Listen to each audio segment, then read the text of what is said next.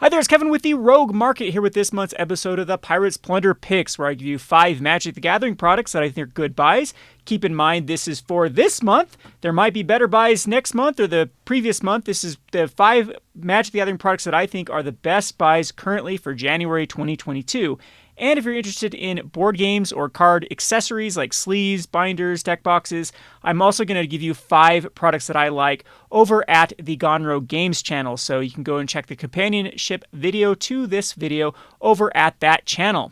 All right, so let's jump right into the 5 products. So the first one that I think is still a great buy is going to be the Zendikar Rising Bundle Gift Edition. So these are starting to trend up. They're still around, $43 plus $10 shipping over at TCG Player. Why I like this is the only way to get Collector's Edition right now. I can't get the Zendikar Rising Collector's Edition anymore from distributors, but I can still get the gift bundle. This does have one Collector's Edition in it, and then it has the regular draft booster packs in them, and it's got especially dice. These products tend to age well. If you go back to the history of the previous ones, I think the previous one of this was Throne? So this is the second one. Do they have another gift edition? I'm not thinking that they did have one in between Throne and this one. They've started to come out with a lot more of them since then, and we'll have to wait and see how well those last long term. But what I like about this one is it does have the Collector's Edition from Zendikar Rising, and it does have this sort of specialty box, and these do tend to age quite well. They did overprint these, so there's a lot in existence. They did overprint this set, so there's a lot of this set in existence for Zendikar Rising. But the Collector's Editions are already starting to trend up. I like Zendikar Rising. I think it's a kind of a sleeper set in the scope of things long term. You have things like the lands, Agadeem's Awakening, Seagate Restoration, all of those Shatterskull Smashing, which I think are going to age very well. If you go over to EDH Rec, you see that many of them see play in, Agadeem's Awakening is just basically on any deck that's running black, and it's just a great card to be running in a commander deck because there's no real downside with just the 3 life coming into play untapped. But the same can be said about the rest of them. So I do like them long term. I think that they're going to continue to trickle up in price just from Commander, but then they also do see play in things like Modern and Pioneer, and casual players love these cards, these kind of flip lands. They're kind of the best cards really printed in this slot of those flip type cards. So I like these long terms. There's some powerhouses as far as EDH is concerned with like Scoot Swarm. This is just a casual favorite that I think is going to be long term. It's going to go up in value, whether it needs a reprint, otherwise it's going to go up. And we've even seen things like Forsaken Monument start to trend up in price, or the Lithoform Engine trick up in price. These casual commander cards are often forgotten about, and Zendikar Rising is just full of these particular cards that I think are going to recover quite well. I think what's really holding back this set is it just was printed like crazy, but I think that give enough time, this will be a set that will go up in value. The next one, another set that was printed like crazy. This is Commander Legends. Commander Legends had its last printing, I believe. I think we're on its last wave. That's my prediction. I think this is going to be the last wave that distributors have available. The price did come down for distributors. I was having to get this around $95, $100 a box. Now I can get it for, I believe, $90 a box, which is pretty decent spread here on TCG Player to get it from me at that price. And Commander Legends is just chock full of goodies in this one. You have a mana base that's decent for the lands that you can get in this, right? It does have, it has the multiplayer lands that typically do age well.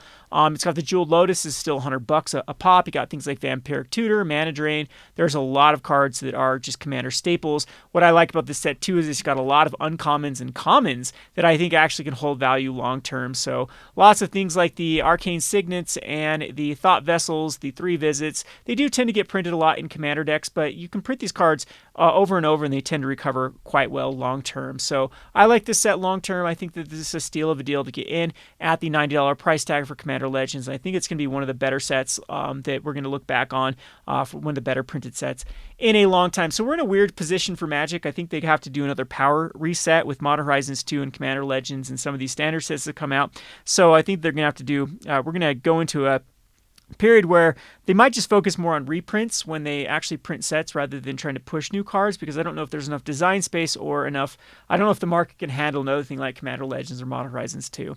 So that's kind of my prediction with those, why I think that these might look back in 5 to 10 years and like think that this set is just like an Eternal Masters type set with just the amount of value and amount of really good cards for the Commander set in it.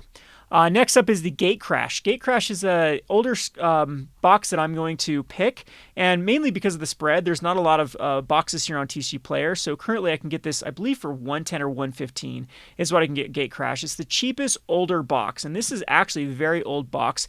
And what I like about this, look at the trend is going up, and the price isn't terrible. Of course, so after April, May was the kind of the pinnacle of Magic the Gathering finance. This is where everything went up. This is when all the stimulus checks came in and collectibles just went through the roof.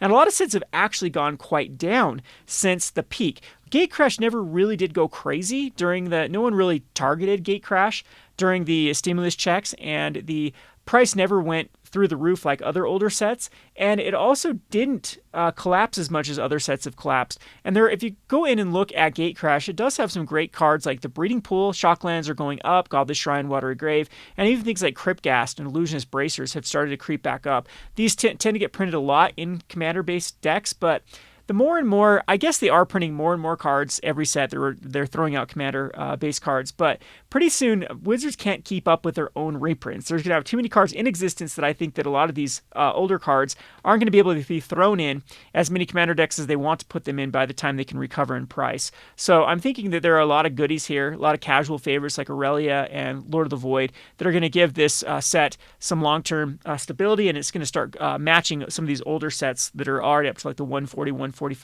So I think if there is any set that can actually go up in value, and I'll be talking about this topic over at my Market Monday video over at the Rogue Deck Builder with my forecast for what I think 2022 is going to bring us. And I think that we will have some opportunity for some older sets to go up in value. And this is the older set that I think is the lowest and also has the most potential out of all those sets. They're like a decade old to start going up in value. So I like Gate Crash for those reasons. Next up is the last two, and I'm just going to say I'm going all in on Modern Horizons 2. Modern Horizons 2 is just a powerhouse. It's the best set ever printed by far. If you look at even Commander, Modern, Legacy, it has the most impactful cards, just really powerhouse cards in this set. And the set boosters, there's already a decent little spread, so I think I can get set boosters at 192, and I can get draft boosters at 185 right now. So the lowest one on TCG Player right now is 229 plus shipping, so right there's a nice little spread from getting it from me for the distributor price, and they have been trending up. So I'm not sure if Modern Horizons is going to continue to get another wave. If so, I think they'll keep set boosters in stock. I think that draft boosters might be the one that is just going to be done with. And this is kind of the million-dollar question: is which one's going to age well? I've had this debate on my Discord with certain patrons. With the set boosters have more value in it. You can get some of the chase cards that you can't get in the draft booster packs. However, drafting has its own it has its own dent in the supply, if you will. So every so often people just draft sets. So not draft set boosters, draft boosters. And so every time players get together and decide, hey, let's draft this older set, that's one more draft booster that's out of existence. And these things aren't going to get reprinted in their original form. So that's kind of the million-dollar question going forward: is which ones are going to age better, draft boosters or set boosters? And even though I think the value is in set boosters, I really do believe that draft boosters, because of the just little by little being that supply being dented by people wanting to draft that, there's going to be less of these in existence in the long term. And then maybe these will be something that people want to draft down the road, and they'll mean that I think draft boosters will age well better than set boosters. And actually the price is actually starting to show that too, with the 218 is the lowest price. So you have a $210, $15 shipping here, and then 218, they've been trending at that. And draft boosters have the lowest supply from distributors. There's already some distributors are out of stock of these, and the set boosters are all over the place. You can get them at all distributors right now, no problem. And these ones are a little bit harder to come by. So if I'd have to pick one or the other, I would probably sink more in the draft boosters. It really depends on what you think is going to age better. The value is better in set boosters. The draftability is something that is unique to the draft boosters.